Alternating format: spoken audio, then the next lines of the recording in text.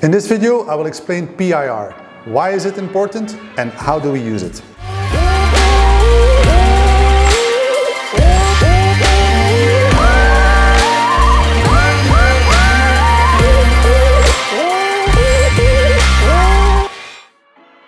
Panel impact ratio.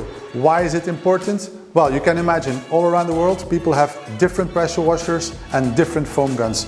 So when you put an amount of product in this foam lens and you turn it up to add more or less water, what happens is that your end solution on your paintwork will change. So I will show you how to calculate panel impact ratio in a very simple way, and this way, regarding type of pressure washer or type of foam lens, you will always end up with the same and correct end solution on your paintwork. What do we need? Of course, the foam, we have a scale, a foam lens, and our bucket. So how do we start? We take our bucket, we put it on our scale, and make sure your scale is calibrated to 0 when the bucket is on it. Take your foam lens and fill your foam bottle with 1 liter of water.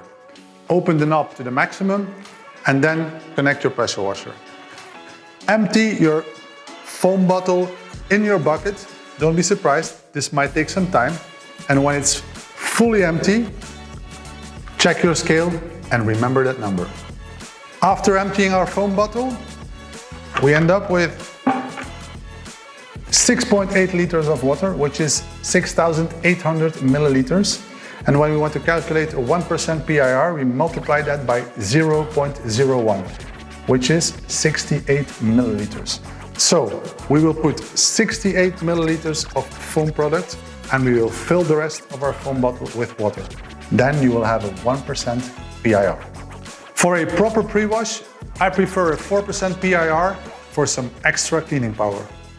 I hope you liked this episode. If you have any more questions, comment down below. If you want to know how to pre-wash your car, I'm out. See you soon. Ciao.